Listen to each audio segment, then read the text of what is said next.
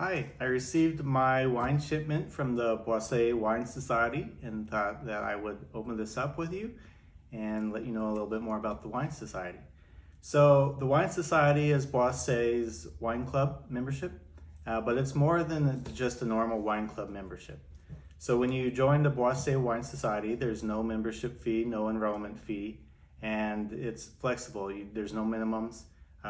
By default, you get 4 Wine Society shipments a year, once a quarter, and there are picked wines for the wine shipment, but it's fully customizable. So you can swap them out for another bottle. You can add additional bottles. It's really up to you. So besides just that, the normal wine club part, I guess, you also get the 10 to 20% off everything in the Boisset collection. So there's wine, there's fragrances, there's jewelry, and there's even some wine glasses. Maybe a decanter. I'd have to double check on that. And then you also get complimentary tastings. So Boisset represents they're a collection of wineries in California, Napa and Sonoma, and also in Burgundy in France. So the tastings are for the US and for France.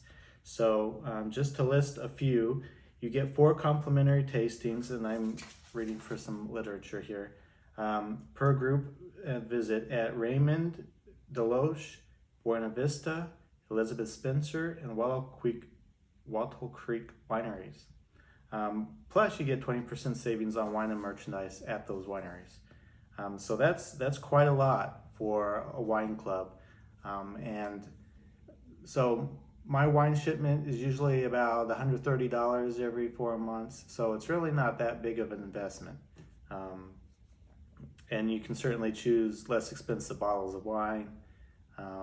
So there's ways to get that price even lower, but that's quite a bit. If you live out in Napa, where you can get to Napa and Sonoma pretty regularly, pretty easily, then that's a fantastic value. For someone like me who lives in Kansas City, and it's I don't make it out that way a lot, it's not as much of a benefit, but I'm looking forward to my next Napa visit to visit some of these wineries. So that's some of the benefits of the Boisset Wine Society. I encourage you to check it out. You can contact me or go to winebyreed.com, and that'll take you right to the site where you can buy wine straight out, or you can join the Wine Society and get more information about that. So go ahead and open this box and show you the bottles that I have. Now, these are bottles that I selected. These aren't the default for my shipment. So I changed these out to things I wanted to try. So first up, we have a California red wine blend from Frenchie. So Frenchie is Jean-Charles Boisset's French bulldog, and his portrait are on all the bottles. So that's fun. So some of the highlights from this is it's a blend of red grapes. You've got 35% Petit Verdot, 29% Cabernet Sauvignon, 24% Petit Verdot, Petit Syrah, 6% Malbec, 4% Chardonnay, and 2% Tempranillo. Something that's a little bit interesting and different is it's primarily aged in stainless steel with a small portion of American oak barrels, is what it says. So a lot of red wines typically get oak, and this is primarily stainless steel. So you're really gonna, I expect, again, I haven't tried any of these wines yet. I really expect that you'll get a lot of the characteristics of the different grape varieties coming through. And so the oak isn't going to be really playing in with that. Another thing with the stainless steel tanks is generally you won't have much oxidation, and usually people think oxygen is bad for wine, but that's not true. Anytime you have the wine in an oak barrel, part of the benefit is that micro-oxidation. It's a small controlled exposure to oxygen that helps to kind of transform the wine. So this is made with a little bit less of that. Again, there's a small portion of American oak barrels. So it'll be interesting to see how that kind of tastes. The next bottle is the Eye. It's a Chardonnay from the Russian River Valley in Sonoma County, California.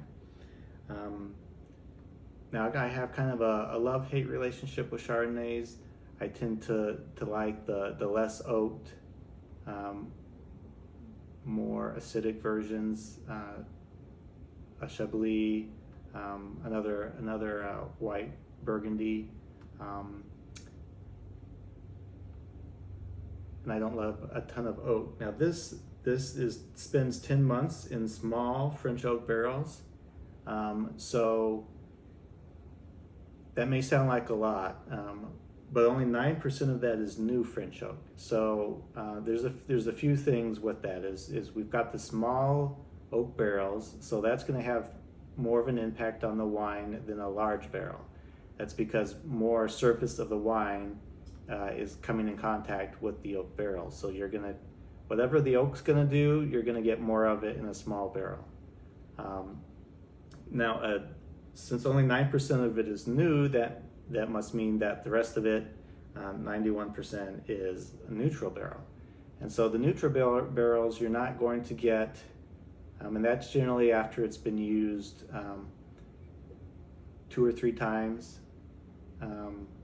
Usually after the first time, second time, you usually aren't going to use a barrel after the 3rd time.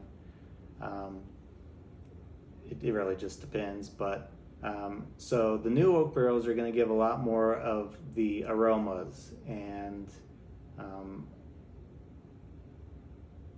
the taste components, the phenolics to the wine.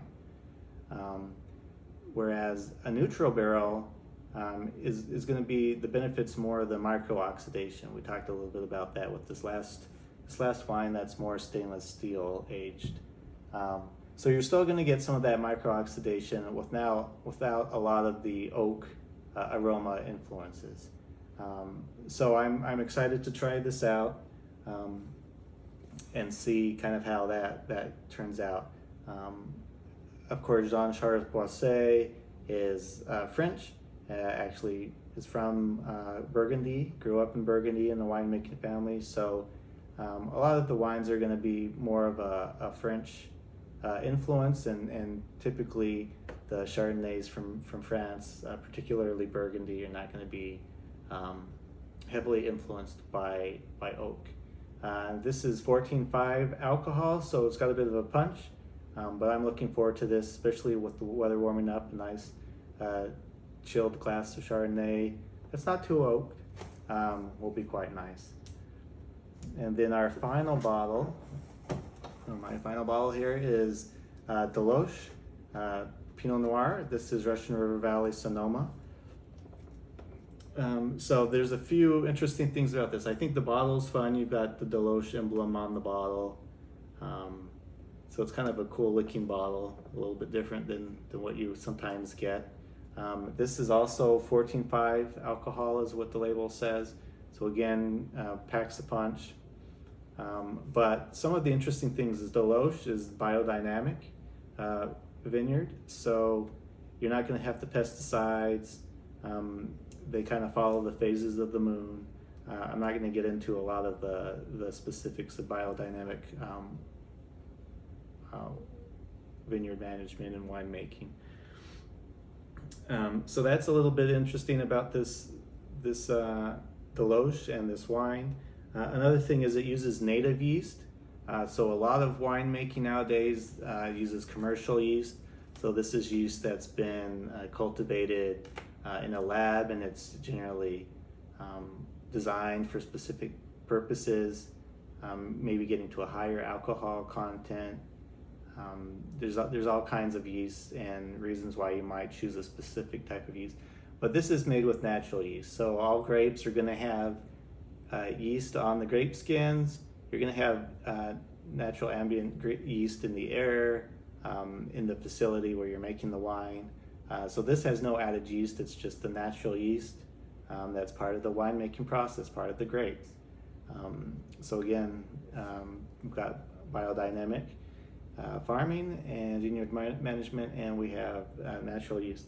It's also fermented in open top fermenters. So that's a little bit different. A lot of times they try to really limit the amount of oxygen, but this is an open top fermenter, which can be kind of important for the natural yeast, because you're going to need to do some pump overs and some pour overs and really help that yeast do its job, which is to convert the sugars into alcohol. It's basket pressed, and something that I really find interesting is it's aged on the lees. So of course champagne famously is aged on the lees, and so that's what gives it its distinct bready, yeasty notes. Maybe don't see it a whole lot with red wine making, so it'll be interesting to see how that comes through. The tasting notes on the spec sheet don't make any mentions of breadiness, yeastiness, doughiness. So it'll be interesting to see what kind of impact that has on this. And it's 100% French oak, so it doesn't say whether they're newer or neutral French oak barrels. My guess is it's probably, at least primarily, the majority are neutral oak barrels. Pinot Noir, you typically aren't going to give it a lot of new oak because it can really overpower the grape. Pinot Noir is a little more delicate, so my guess is they're probably, at least the majority are neutral oak barrels, and they're probably large barrels. But the tech sheet didn't say, it just says 100% French oak. So those are the three bottles. Of course, I will do some updates when I open these bottles and let you know what I think about them. So if you want to order any of these bottles or join the Wine Society or just have any questions, reach out to me. Visit winebyreed.com.